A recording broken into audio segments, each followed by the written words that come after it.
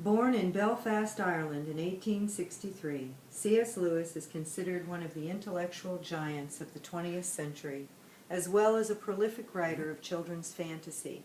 He is also highly regarded as one of the most influential writers of Christian literature.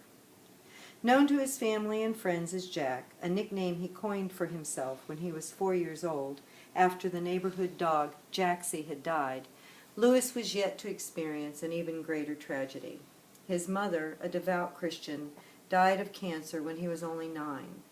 Without her influence, he abandoned his Christian beliefs and became an atheist by the age of 15. But as a boy, he was captivated by fantasy literature and highly influenced by the author George MacDonald. After reading MacDonald's fantasies, Lewis would later write, "I knew I had crossed a great frontier."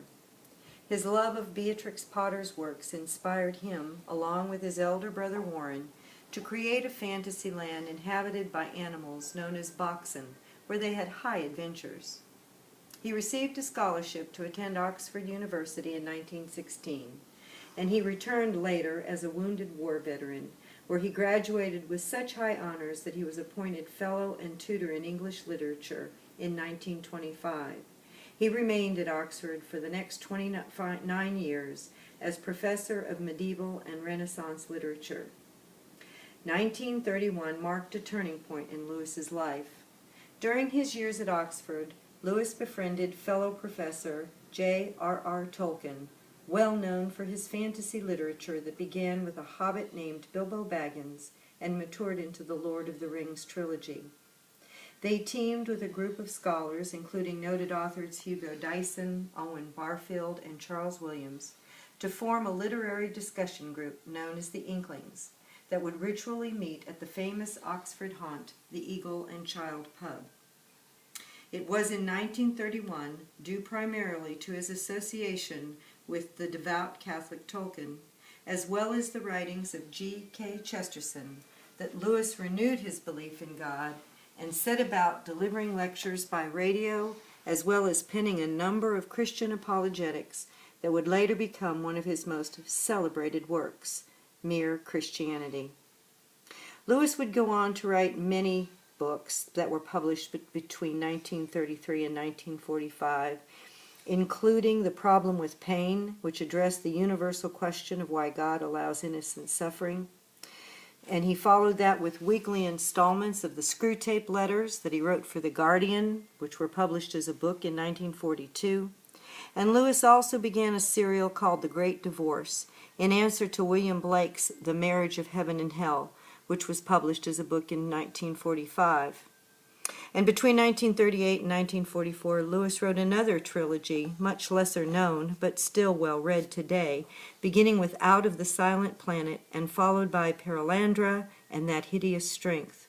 The hero, Arthur Ransom, is transported to other worlds in a science fiction fantasy epic themed in theology and philosophy. In 1947, Lewis's acclaim landed him on the cover of Time magazine, having sold over 1 million copies of his 15 books and maintaining a listening audience of 600,000 to his radio broadcasts. His attitude toward the recognition confirmed his antipathy about being a notable personality. Influenced by J.R. Tolkien's trilogy, in 1950, Lewis embarks on what would be his most memorable series in children's fantasy literature, The Chronicles of Narnia, consisting of 7 stories beginning with The Lion, the Witch, and the Wardrobe, set in the magical land of Narnia where animals talk, a wicked white witch has taken control, and all are looking to the revered Aslan for salvation. Lewis prefaced this book with the quote, "Someday you will be old enough to start reading fairy tales again." The third installment in the series, The Dawn Treader, is my personal favorite, where once again Edward and Lucy are drawn back to Narnia with their unwitting and loathsome cousin Eustace on an ocean voyage aboard the dragon-shaped ship named for the title of the book that would bring them back into the presence of Aslan, who transformed Eustace's life for good forever. With the penning of The Last Battle, the last book in the Narnia series, Lewis received the Carnegie Medal in recognition of these seminal works. In 1957, Lewis married late in life to fellow writer Joy Gresham, who at the time was seriously ill with cancer. She experienced a miraculous recovery for a few years, until 1960 when she succumbed to the disease. Lewis was inspired to write A Grief Observed, which was cathartic for him and has helped many believers dealing with the pain of the death of a loved one. In 1993, the movie Shadowlands, starring Anthony Hopkins and Deborah Winger, was produced in Hollywood, depicting the love story of C.S. and Joy Lewis. Lewis died at the age of 65 on November 22, 1963, the same day of John F. Kennedy's assassination and the death of famed science fiction novelist Aldous Huxley. He summed life up in his famous quote, "Experience, that most brutal of teachers. But you learn, my God, do you learn." I have not cited every book or series authored by Lewis, but have only mentioned those most recognized and those which have meant a great deal to me. The works of C.S. Lewis are studied and taught in elementary schools, up through graduate schools and in doctoral programs now, and will be taught for many generations to come.